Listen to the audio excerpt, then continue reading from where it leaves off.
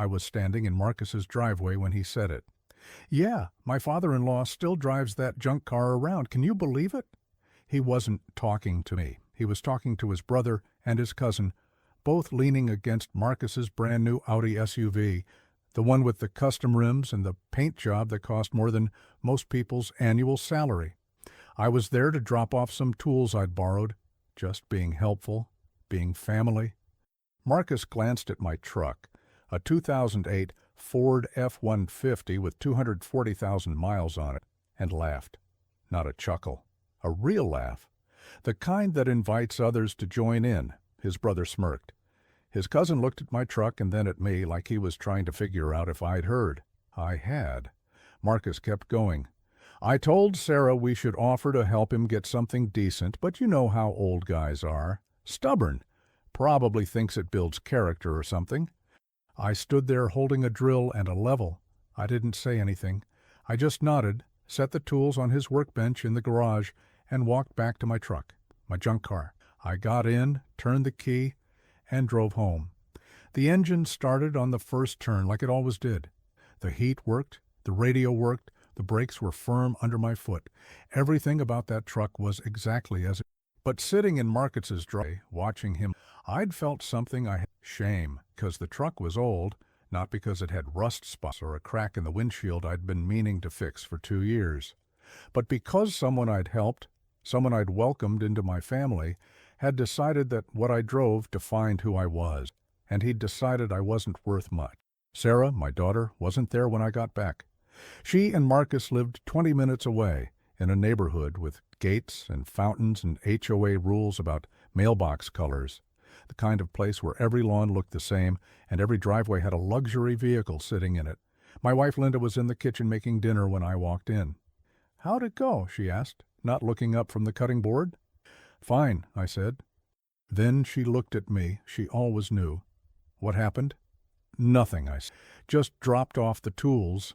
She wiped her hands on a towel. "Tom, really, it's nothing." She didn't push, but I could see her watching me the rest of the night, the way I picked at my dinner, the way I sat in front of the TV without really watching, the way I went to bed early without saying much. I didn't tell her what Marcus said.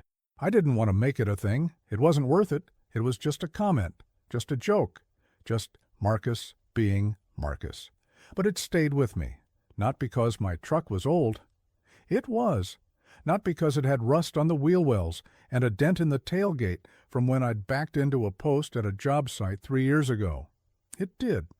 But because Marcus said it like I was supposed to be embarrassed, like I was some kind of charity case, like I was less than him because I drove something practical instead of something shiny. I wasn't. I bought that truck in 2008, right after Sarah graduated high school. I paid cash, $32,000. I'd been saving for 2 years. I'd been driving it ever since. It had taken me to every job site, every hardware store, every hospital visit when Linda had her surgery 3 years ago. It had taken Sarah to college when all her boxes piled in the bed, tied down with the same straps I still use. That truck had been there for every important moment in the last 16 years. It wasn't junk. It was mine, and it worked. But Marcus didn't see it that. Marcus saw I didn't care about appearance. A man who didn't understand the value of keeping up. A man who was behind. I'd known Marcus. He married Sarah when she was 25. He worked in pharmaceutical sales, made good money, always wore a blazer, even on weekends. The kind of guy who checked his phone during conversations and talked about his bonus structure at family dinners. He talked a lot about investments and market trends and leveraging equity. I usually just nodded. I didn't understand half of what he said, and I got the sense he knew that. He'd explain things slowly, like he was talking to someone who'd never heard of a stock before. Sarah loved him. That was enough for me. At first, anyway. When they got engaged, I liked Marcus. He was confident. He had plans. He treated Sarah well, or at least it seemed like he did. He opened doors for her. He called her beautiful. He talked about their future like it was something he'd already mapped out. I thought that was a good thing. When they got married, I helped them with the down payment on their first house. Not a loan, a gift, $25,000. I didn't tell Sarah it was most of what Linda and I had been saving for a camper. We'd been talking about traveling after I retired, seeing the country, spending time together. But Sarah needed help, and that was more important. I just said we were happy to help them get started. Marcus thanked me once. At the wedding reception, he shook my hand and said, "This means a lot, really." His grip was firm. His smile was warm. He looked me in the eye when I believed him. Then he bought a boat. Not right away. A year later, a wakeboard boat, 32 feet. He posted pictures of it on Facebook with captions like, "Finally pulled the trigger," and "Living the dream." Sarah said it was his bonus money. I didn't ask questions. I told myself it wasn't my business. They were adults. They made their own decisions. If Marcus wanted to spend his money on a boat, that was his choice. But I'd be lying if I said it didn't sting a little. $25,000 to help them start their life, and a year later, he's buying toys. Still, I let it go. I kept my mouth shut. I smiled when they invited us out on the lake. I took pictures of Sarah on the wakeboard. I told Marcus it was a nice boat. Because that's what you do. You support your family. You don't make waves. Over the next few years, I kept helping. Small things. Fixed their deck when the board started rotting. Installed a new water heater when theirs died. Repaired their fence after a storm knocked down a section. Replaced the garbage to fix a leak under the kitchen sink. Painted their guest bedroom. Installed shelves in their garage. Every time Sarah called, I came. Every time something broke, I fixed it. I didn't charge them. I didn't expect anything. That's what you do for family. Marcus always acted grateful. He'd say things like, "You're a lifesaver," and offer me a beer. But I started noticing something. He never offered to help me, not when Linda and I were repainting our house, not when I was replacing the roof on our shed, not when I mentioned I was doing the brake job on my truck myself, because the shop wanted $400. He was always busy, always had a work thing, always had plans. I didn't hold it against him. People are different. Some people are handy. Some people aren't. Marcus wasn't. That was fine. But the comments started. Little things, casual things. "You're still doing that yourself? Man, I'd just hire someone." You get tired of always, "I don't know how you have the patience." It felt like he was saying, "You do this because you have to. I don't, because I don't have to." Sarah never said anything like that. She appreciated what I did. She'd call me every time something broke, and I'd come over, and she'd hug me when I was done and say, "I don't know what we'd do without you, Dad." That made it worth it. But Marcus's attitude started to shift. Subtle at first. He stopped saying thank you. He started saying things like, "Can you take a look at the downstairs toilet while you're here?" Not asking. Telling. Like I was the handyman. Like I worked for him. I let it go. I told myself I was being sensitive.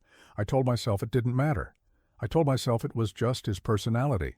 Some people are just like that. Some people don't realize how they come across. But that comment in the driveway wasn't subtle. That was clear. I spent the next few days thinking about it more than I wanted to. I'd be at work. I'm a retired contractor, but I still do side jobs, mostly for old clients who trust me, and I'd replay the moment in my head. The way Marcus looked at my truck, the way his brother laughed, the way Marcus didn't even glance at me to see if I'd heard, the way he kept talking like I wasn't even there. I thought about all the times I'd helped him, all the hours I'd spent fixing things in his house, all the money I'd saved him by doing the work myself instead of letting him hire someone. And he thought my truck was junk. Linda finally asked me about it on Thursday night. "What's going on with you?" "You've been quiet all week." I told her what Marcus said. She didn't say anything at first. She just sat there, hands folded in her lap, her face tight. Then she said, "Uncle, that's cruel." "It's fine." "No, it's not. I don't care what he thinks about my truck." "It's not about the truck," she said. "It's about respect. He doesn't respect you." She was right. But I didn't want to make it a big deal. I didn't want to cause tension between Sarah and Marcus. I didn't want to be the father-in-law who couldn't take a joke, so I stayed quiet. But something had shifted inside me. I started noticing things I'd ignored before. The way Marcus talked down to people. the way he treated waiters and cashiers, the way he interrupted Sarah when she was talking. I started seeing him differently.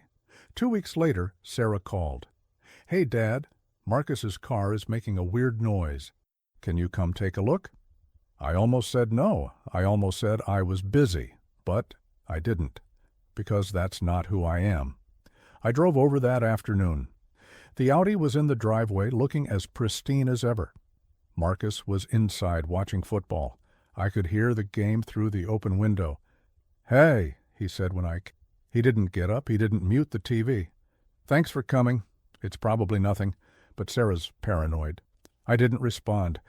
I just went outside and popped the hood. The noise was a loose serpentine belt. 15-minute fix. I tightened it, tested the engine, checked the tension, closed the hood. I went back inside. "You're all set," I said. "What was it?" "Loose belt." "That's it?" "Yeah." "How much do I owe you?" I looked at him. He was still watching the TV. His eyes didn't leave the screen. "Nothing," I said. He shrugged. "Cool." "Thanks, man." No real gratitude. No acknowledgement that I'd driven 20 minutes, used my tools, used my time. Just cool. I left. On the drive home, I felt something shift inside me. Not anger, not resentment, just clarity. Marcus didn't see me as family. He saw me as free labor. I started paying more attention after that. Not obsessively, just noticing. I noticed that Marcus never called me unless he needed something. I noticed that when Sarah invited us over for dinner, Marcus barely talked to me. He'd talk to Linda about recipes and talk to Sarah about work. But with me, it was always surface. "How's the truck running?" "Fine." "Still doing side jobs?" "Yep." I also noticed the way he talked about money. Always, indirectly. Always like he was doing better than everyone else. "We're looking at a lake house. We're thinking about upgrading Sarah's car. We just redid the whole backyard. Cost a fortune, but it's worth it." Didn't care about any of that. But I started wondering where all that money was coming. Marcus made good money, sure. But lake houses, new cars, boats, custom pavers and outdoor kitchens? Sarah worked too, but she was a teacher. She made decent money, but not that kind of money. The numbers didn't add up. I didn't ask. It wasn't my business. Then, one Saturday in late September, I was at their house fixing a light fixture in the hallway. The old one had stopped working, and Sarah asked if I could replace it. Marcus had been complaining about it for weeks, but hadn't bothered to fix it. Sarah was at the store. Marcus was on the phone in his office. The door was cracked. I wasn't trying, but I heard him say, "Yeah, we'll just pull from Sarah's trust. It's sitting there anyway." I froze. The screwdriver in my hand went still. I stood there on the ladder, not moving, barely breathing. Sarah's trust. I'd set that up for her when she was 16. Linda's mother had passed and left us a decent inheritance. We put $75,000 into a trust for Sarah. It was supposed to be for emergencies, for her future, for security. I didn't know Marcus had access to it. I finished the light fixture. I tested it. I cleaned up. I didn't say anything. I went home. That night, I couldn't stop thinking about it. I sat in my garage pretending to organize tools, but really just replaying what I'd heard. Linda came out after an hour. "What are you doing?" "Just straightening up." "Tom," I looked at her. "I heard something today." "What?" I told her. She went pale. "He can't access that." She must have given him permission. She wouldn't do that with. Maybe she didn't think it was a. Linda shook her. "We need to call her." "Not yet," I said. "Why not?" "Because I want to know what's going on first." "How?" The next day I called the bank where the trust was held. I wasn't a trustee anymore. Sarah had taken full control when she turned 25, but I still had the account number. I explained that I was her father, and I just wanted to verify that the account was still active. The woman on the phone was polite but firm. "I can't give you specific information without authorization, but I can confirm the account is open." "Has there been any recent activity?" Pause. "Sir, I really can't discuss that." "I understand. Can you tell me if there's been a large withdrawal in the last Sir, I'm her father. I set up that account. I just want to make sure she's okay." Silence. Then, If you're concerned, I'd recommend speaking with the account holder directly. That was all I needed to hear. There had been withdrawals. I sat in my truck in the bank parking lot for 20 minutes. I didn't know what to think. I didn't know if Sarah knew. I didn't know if Marcus had convinced her it was a good idea, or if he'd just done it himself. I didn't want to believe my daughter would let him drain her security without question, but I also knew how much she trusted him. That night, I didn't. I kept thinking about the way Marcus talked, the way he spent, the way he acted like everything was easy. It was easy, because he was using Sarah's money. I decided not to confront him, not yet. I needed to know more. Over the next 2 weeks, I started watching more carefully. I didn't snoop. I didn't ask invasive questions. I just paid attention. I noticed that Sarah seemed stressed. She mentioned work was busy, but it felt like more than that. She seemed tired, distracted. She'd lose track of conversations mid-sentence. She'd forget things she'd just said. One evening, I stopped by to drop off some vegetables from Linda's garden. Sarah was sitting at the kitchen table with papers spread out in front of her. Bills, statements, sticky notes with numbers written on them. She looked up when I came in. Her eyes were red. "Hey, Dad. You okay?" "Yeah, just trying to figure out our budget." "Need help?" "No, I'll get it. Marcus usually handles this, but he's been so busy lately." I looked at the papers, credit card statements, a mortgage bill, a notice from the boat storage facility. "That's a lot," I said. "Yeah, I didn't realize how much we were spending." I wanted to say something. I wanted to ask her about the trust, but I didn't. "Well, if you need help, I'm here." A tired smile. "Thanks, Dad." But I couldn't shake the feeling that something was very wrong. A week later, Linda and I had them over for dinner.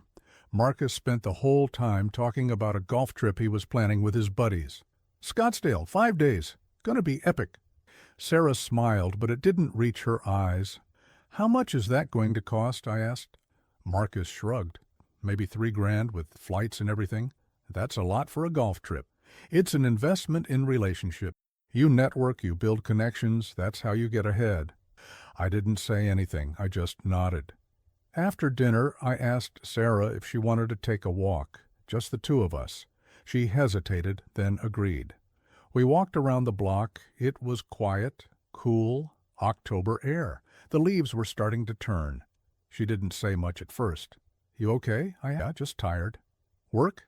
"Yeah, and other stuff." I waited.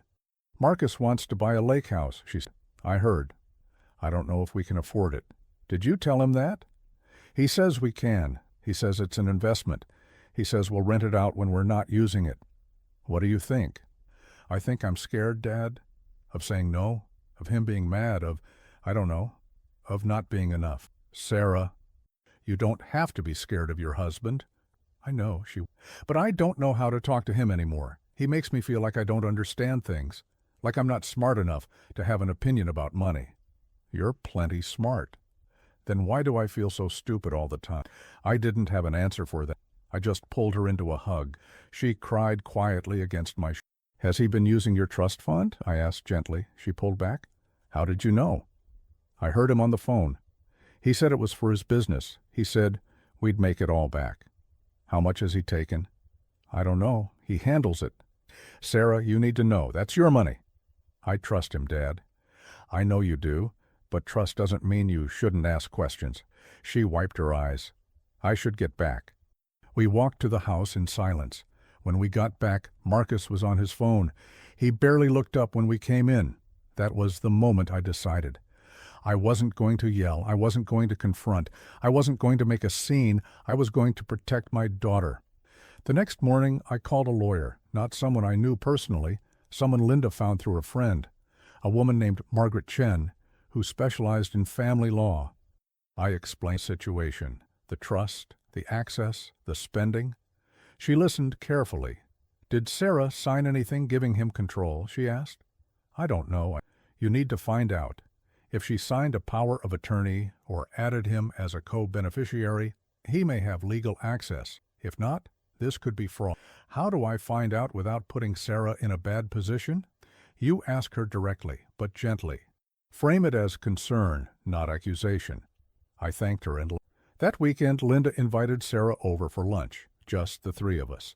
Marcus was at a work conference in Dallas. We ate. We talked about normal things, the weather, Linda's garden, a movie Sarah had watched. Then I asked, "Sarah, do you know how much is left in your trust?"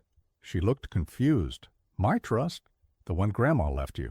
"Oh, I don't know." "I haven't checked in a while. Has Marcus?" "Why are you asking?" "Because I want to make sure you're okay."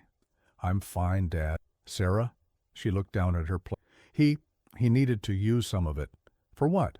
"For investments, for the business. He's starting a consulting thing on the side. He said it's going to be huge. He said we'll make it all back and more." Linda and I exchanged a glance. "How much did he take?" I asked. "I don't know. He handles all that." "You don't know?" "He said I didn't need to worry about it. He said he'd take care of everything." I felt my chest tighten. "Sarah," as calmly as I could, "that money is yours." "I know." "Do you?"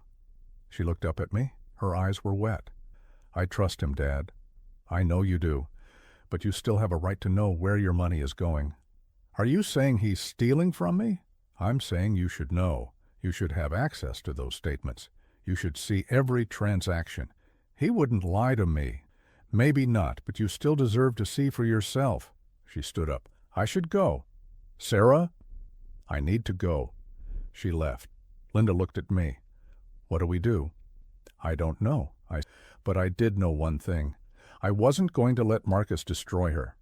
Over the next month, I didn't push Sarah. I didn't bring it up again. But I stayed close. I called her twice a week. I invited her to lunch. I showed up at her classroom after school with coffee. I made sure she knew I was there. Marcus didn't. He didn't come by. He didn't ask for it. That was fine with me.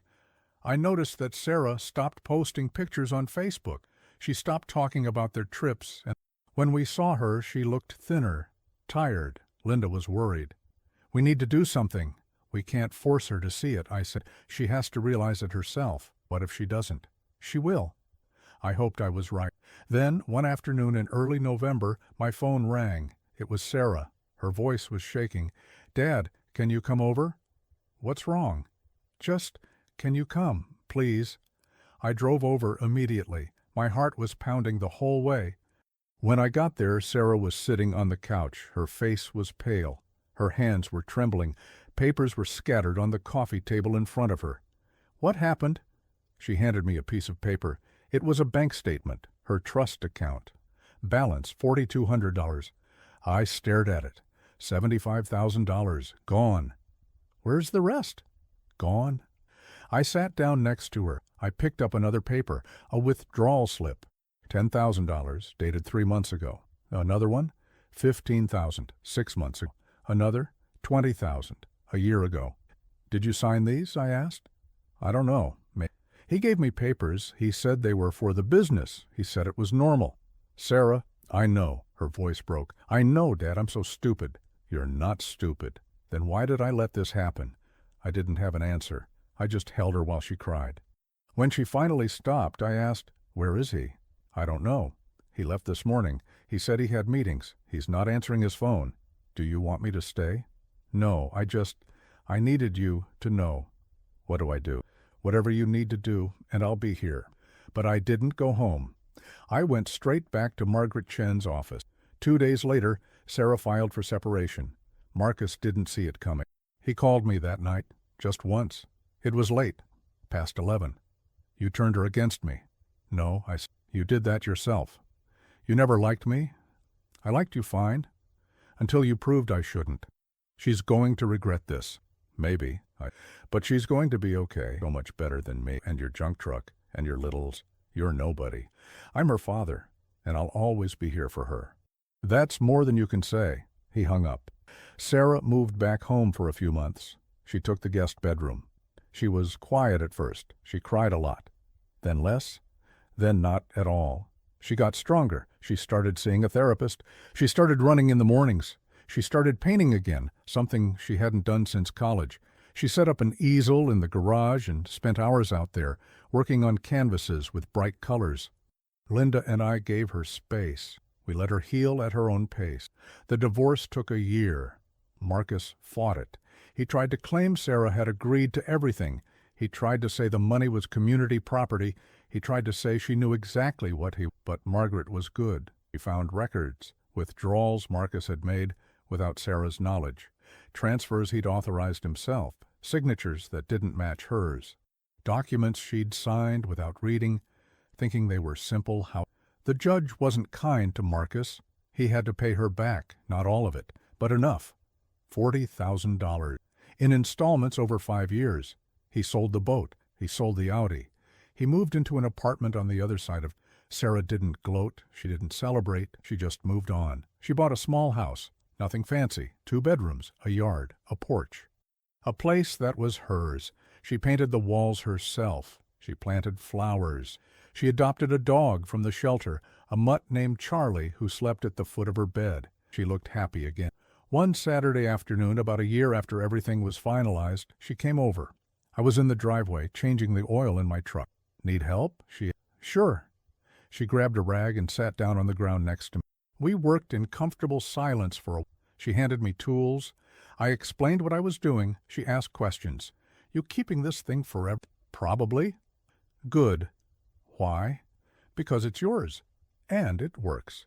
And it doesn't need to be anything more. Yeah, exactly. We spent the rest of the afternoon together. When we were done, I started the engine. It rumbled to life, smooth and steady. She hugged me before she left. Thanks, Dad. For what?